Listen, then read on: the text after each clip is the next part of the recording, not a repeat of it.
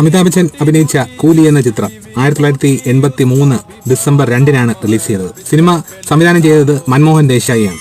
അന്നത്തെ ഒരു പ്രമുഖ സംവിധായകനായിരുന്നു മൻമോഹൻ ദേശായി. പുനീത് ഇസാറുമായി ഒരു ആക്ഷൻ രംഗമായിരുന്നു. അതിനിടയിൽ അമിതാഭ് ബച്ചന് സീരിയസ് ഒരു ഇഞ്ചുറി ഉണ്ടാവുകയും അതിനെ തുടർന്ന് അമിതാഭ് ബച്ചൻ ആശുപത്രിയിലാവുകയൊക്കെ ചെയ്തിരുന്നു. അപ്പോൾ സിനിമയിൽ ആദ്യം പ്ലാൻ ചെയ്തിരുന്നത് അമിതാഭ് ബച്ചൻ മരിക്കുന്നതായിട്ടാണ്. പക്ഷേ മൻമോഹൻ ദേശായി പിന്നെ അമിതാഭ് ബച്ചൻ അത്രയും ഫാൻ ബേസ് ഒക്കെ ഉള്ളതുകൊണ്ട് ആ മൻമോഹൻ ദേശായി പിന്നെ ചിന്തിച്ചത് അപകടത്തിൽ നിന്ന് റിക്കവർ ചെയ്ത് തിരിച്ചു വരുന്ന തരത്തിലുള്ള ഒരു രംഗം കൂടി എടുക്കാമെന്ന് മൻമോഹൻ ദേശായി തീരുമാനിക്കുകയാണുണ്ടായത്.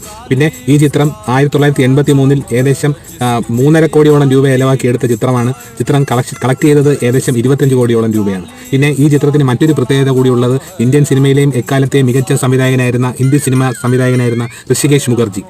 അദ്ദേഹം ഒരു സംവിധായകനും ഒപ്പം തന്നെ ഒരു എഡിറ്ററുമായിരുന്നു. മൻമോഹൻ ദേശായിയുടെ താല്പര്യപ്രകാരമാണ് ഈ കൂലി എന്ന ചിത്രം എഡിറ്റ് ചെയ്യാൻ ഋഷികേശ് മുഖർജിയെ കൂലി എന്ന ചിത്രത്തിലേക്ക് ക്ഷണിച്ചത്.